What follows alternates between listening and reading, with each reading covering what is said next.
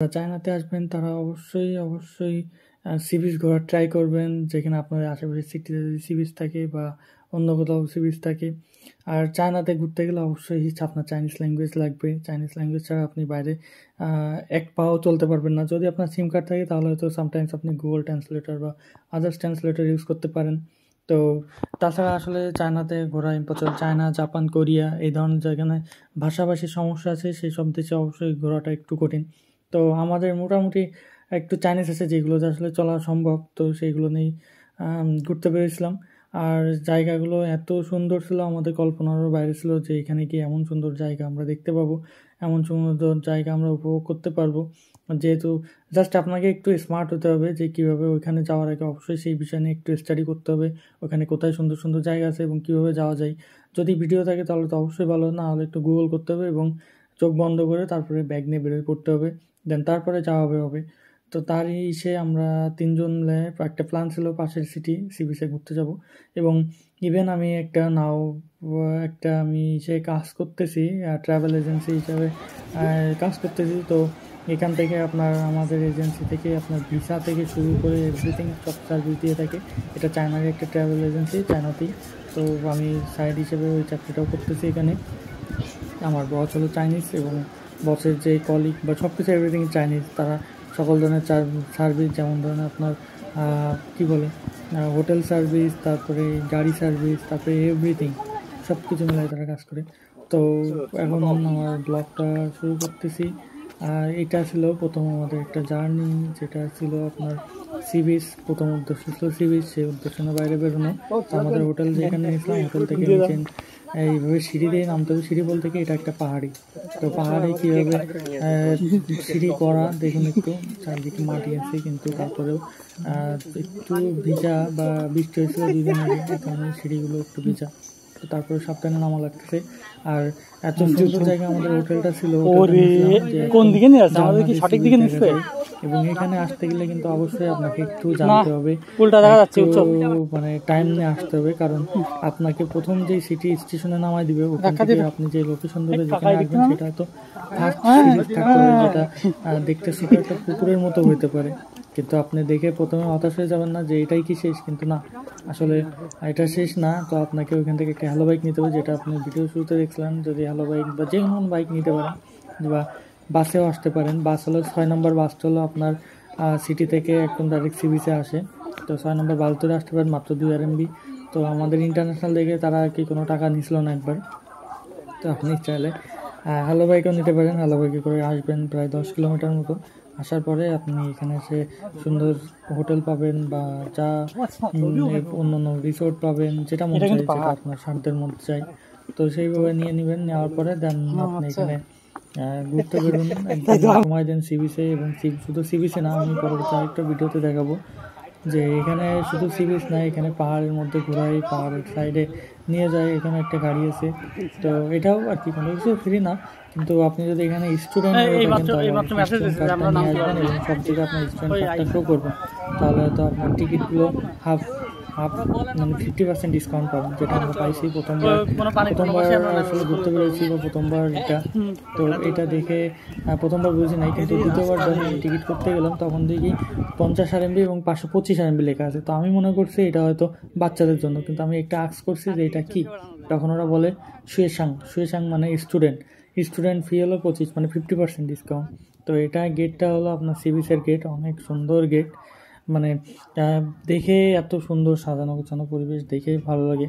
তো তারপরে যাই হোক, আমি 25 RMB তারপর বললাম আমরা শুয়েশাং। তারপরে আর কি তারা আমাকে বললো, আচ্ছা তোমার কার্ড দেখাও, স্টুডেন্ট কার্ড দেখাও। যখন স্টুডেন্ট কার্ড দেখালাম, তারা আসলে চাইনিজরা আসলে খুবই কাইন্ড। তারা সেই টিকিটটা ব্যাক নিয়ে এবং নতুন টিকিট দিল আমাদেরকে স্টুডেন্ট কার্ড দেখানোর পরে। তো আমি বলবো, যখনই চায়নাতে কোথাও ঘুরতে যাবেন, যদি আপনি স্টুডেন্ট হন, অবশ্যই স্টুডেন্ট কার্ডটা নেবেন। কারণ এই ট্রাভেলে বা এই ট্যুরে আমাদের প্রায় স্টুডেন্ট কার্ডে আমাদের প্রায় বাংলাদেশ থেকে 2,000 থেকে 3,000 টাকা সেভ করছে। আরও আগে যদি একটু জানতাম তাহলে হয়তো আরও সেভ করতে পারতাম, কিন্তু জানতাম না। তো তার আমরা ঘুরতে বেরোলাম। পুরো ট্যুরটা এত মজার ছিল, এত সুন্দর ছিল। কিন্তু প্রথম দিন একটা জায়গা মারা খাইছি, সেটা হলো আপনার প্রথম দিন বৃষ্টির ওয়েদার, মানে আমরা যেদিন ওখানে পৌঁছেছি তার আগের দিন পর্যন্ত বৃষ্টি ছিল। এই কারণে সি বিচের মধ্যে গোসল করতে কাউকে অ্যালাউ করে নাই। জাস্ট ওখানে নামতে পারবে, পা ভিজাইতে পারবে, কিন্তু আর কিছু করতে পারবে না। তো এটা ছিল খুবই বাজে একটাই, কারণ অলরেডি আমরা টিকিট কাটছি, সি বিচে নামার জন্য টিকিট কাটছি বাংলাদেশ টাকায় প্রায় 900 টাকা না, প্রায় 14 থেকে 1500 টাকা বাংলাদেশ টাকায়।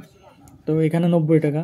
তো এই কারণেই অনেক সময় গায়ে লাগে না, মাত্র 90 টাকা। কিন্তু যখনই প্রথম এসে বাটা করতাম যে এই দেশের টাকা ওই দেশে ভাঙাইতাম, তখন আসলে গায়ে লাগতো। এই যে সাইডে যে গাড়িগুলো দেখতেছেন, এটা সি বিচ ভ্রমণের পরে আপনার এখানেও টিকিট নিতে হবে, 20 RMB করে নেই। তো এখানেও টিকিট নিয়ে আপনার পুরো পাহাড়টা ঘুরাই দেখবে। পাহাড়ের মধ্যে অনেক সুন্দর জায়গা আছে। তো আমি বলবো যে যখন আপনি ঘুরতে বেরোবেন অবশ্যই সব কিছু ট্রাই করবেন। টাকার জন্য যদি পিছাই দেন তাহলে বারবার কিন্তু এরকম জায়গা আসা সম্ভব না। তো আমি বলবো যে হবে টুকটাক খরচ হবে, বাইরে ঘুরতে বেরোলে অবশ্যই খরচ আছে। তো আপনি যদি ঘরের ভিতরে থাকেন তাহলে কোনো খরচ নাই, বাইরে ঘুরতে বেরোলেই আপনার খরচ। শুধু নট অনলি ঘুরতে বেরোনো, আপনি যদি বাইরে এমনিতেও বেরোন তাতেও আপনার খরচ। আপনি যদি 24 আওয়ার্স রুমের মধ্যে থাকেন তাহলে কোনো খরচ নেই। তো আমি বলবো যেহেতু একটা দেশের বাইরে অবশ্যই একটু ঘুরে দেখতে হবে, দেশের বাইরের পরিবেশ পরিস্থিতি কেমন সেই বিষয়ে জানতে হবে, মানুষগুলোকে চিনতে হবে, কীভাবে চলাচল করা লাগে বাইরে সেগুলো জানতে হবে। আর না হলে সারাদিন ঘরের মধ্যে থাকলে হয়তো আপনি চায়নাতে মেট্রোটাও ইউজ করতে পারবেন না প্রপারলি, যে মেট্রোটা কীভাবে ইউজ করে হয়তো ভয় করবে এই স্টেশন তো ওইখানে গেলে যদি হারাই যায়। আসলে এরকম ধরনের আমার নাই। আমি ছোটো থেকেই বা যখন থেকে বুঝতে শিখছি তখন থেকে আমি ঘুরতে পছন্দ করি, যেভাবেই হোক যেভাবে। তো আমি আমার মতো ঘুরতে বেরোয় যাই। তো এই উদ্যোগটা ছিল আমারই। তারপরে আমি যখন আমাদের ফ্রেন্ডকে বললাম তারাও এগ্রি আমার সাথে। দেন সেই উদ্দেশ্যে আর কোনো দেরি নাই, তার পরের দিন ট্রেনে টিকিট করলাম, তারপরের দিনই বেরোয় পড়লাম সন্ধ্যাবেলা। আর সে সকালবেলা 2.5 ঘন্টা জার্নিটা ছিল। তো এটা আমরা গাড়িতে করে উঠছি এবং আমরা পাহাড়েই করে ঘুরবো। এবং শেষে গিয়ে আপনার ড্রোন ভিডিও দেওয়া আছে সি বিচ কেমন, ওখানে গিয়ে গোসল করলাম। ওখানে গিয়ে তারপরের দিন, প্রথম দিন তো সম্ভব হয়নি, তারপরের দিন ট্রাই করলাম গোসল করার। তারপরের দিন ওয়েদারও নর্মাল ছিল, সব কিছু ঠিকঠাক ছিল, নিলাম। তো আমরা যে হোটেলে উঠছিলাম সেই হোটেলটার ভাড়া ছিল প্রায় 1700, আর আপনার কত সব মিলায় 2 থেকে 2500 টাকা। আমরা 3 জনে ছিলাম এক রুমে। তো এই সব কিছু মিলায় তারপরে একটু বেশি খরচ দেখছে, যেটা আমাদের তুলনা 20-এর বাইরে ছিল। এটাই হলো ড্রোন ভিডিও। কারণ হলো আমরা যখন যেটা মন চাইছে তখন সেটা খাইছি, বারবিকিউ খাইছি 2-3 বার। আর মানে সব কিছু মানে কখনো ইসের দিকে যেটা মন চাইছে সেটা খাইছি। কারণ খাওয়া দাওয়া খরচই আমাদের একটু বেশি গেছে। আদার্স খরচও গেছে, কারণ আরেকটা ভিডিও আছে যেটা চায়নার মধ্যে ফেমাস মানকি কিং মাউন্টেন। তো এইখানটাও গেছি, এখানেও একটু বেশি খরচ হয়েছে, কারণ এটা চিন্তার বাইরে ছিল যে এত টাকা এন্ট্রি ফি, দেন এর ভিতরে আবার বাস নিতে হবে। বাসে ছাড়া ওই এত উঁচু পাহাড়ে, যেটা ভিডিও শুরুতে দেখছিলাম একটা পাহাড় দেখাইছিলাম, পাহাড়ের উপরে এত উঁচু পাহাড়ে আসলে এটা ওটা কোয়াইট ইম্পসিবল। তো এই কারণেই বাস নেওয়া হয়েছিল এবং এন্ট্রি ফি ছিল, সব কিছু মিলাই একটু বেশি খরচ গেছে। তো তারপরে মনে করবো যে ঘুরতে বেরোতে হবে, বাইরে দেখতে হবে। কারণ টাকা পয়সা সবসময় থাকে না, যে এখন আছে বা পরবর্তীতে থাকবে না, বা এখন নাই পরবর্তীতে হবে না, এরকম কিছু না। তো সুযোগ থাকলে, মোটামুটি অ্যাবিলিটি থাকলে অবশ্যই বলবো ঘুরতে হবে, দেখতে হবে। কারণ চায়না আসলেই অনেক বিশাল। তো এটা দেখে কখনো শেষ হবে না, কিন্তু তারপরে চেষ্টা করতে হবে যতটুকু আস্তে আস্তে দেখা যায়। তো আমিও ঘুরতে পছন্দ করি, এবং আমার এখন যে এজেন্সিতে কাজ করি সেই এজেন্সি হলো ট্রাভেল এজেন্সি।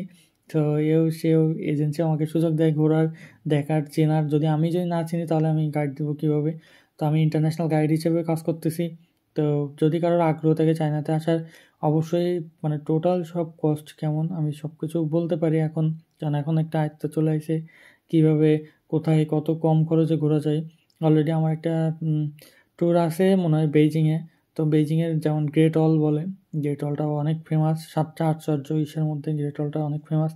তো ম্যাক্সিমাম ইন্টারন্যাশনাল যারা আসে ট্যুর করতে চায়নাতে, তাদের ম্যাক্সিমাম পছন্দের তালিকা থেকে বেইজিং, গ্রেট অল, এবং যেমন বাংলাদেশে আসলে গণভবন, এখানেও আছে একটা গণভবন শি জিনপিংয়ের ভাষা, যেটা ওটাও বেইজিংয়ে। ওটাও অনেক আকর্ষণীয় একটা জায়গা, ফুল দিয়ে মনে হয় পৃথিবীর সবথেকে বড় ফুলের বুকে বা যেটা বলে ফুল দিয়ে সাজানো হলো ওই বাসার সামনে। আমিও গেছিলাম ওখানে। তারপরে গ্রেট হলে যাওয়া হয় না, গ্রেট হলে যাবো ইন ফিউচারে।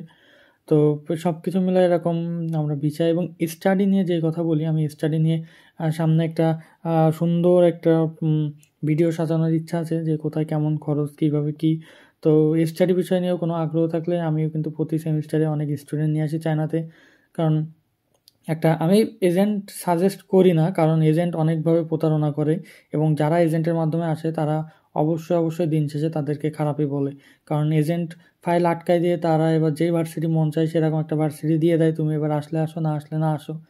তো আমি বলবো আপনাদের যদি স্পেসিফিক কোনো ভার্সিটি পছন্দ থাকে অবশ্যই চায়নাতে যারা পড়াশোনা করে এরকম তাদের সাথে যোগাযোগ করেন, তাহলে প্রপারলি আপনি নিউজ পাবেন। কারণ আপনি যখন এজেন্সির মাধ্যমে যাবেন তখন এজেন্সি হয়তো 100টা ফাইল নিয়ে কাজ করে, কিন্তু আপনি যখন একজন পার্সোনালের কাছে যাবেন তখন পার্সোনাল কিন্তু সে 1-2টা ফাইল নিয়ে কাজ করবে এবং আপনাকে ডে বাই ডে আপডেট দিতে পারবে। কিন্তু এজেন্সির কাছে মেসেজ দিলে, ফাইল নেওয়ার পরে এজেন্সির কাছে মেসেজ দিলে তারা ব্যস্ততা দেখায়, এটা সেটা, যে সময় নেই, সময় হলে তুমি পেয়ে যাবা।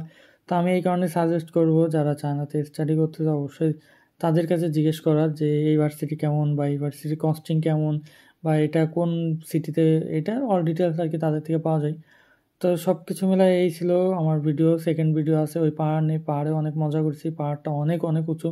তো সেই ভিডিওতে আবার দেখা হবে। ধন্যবাদ, সবাই ভালো থাকবেন, সুস্থ থাকবেন, সুন্দর থাকবেন এবং আমাকে কোনো ধরনের হেল্প লাগলে অবশ্যই বলবেন। ধন্যবাদ।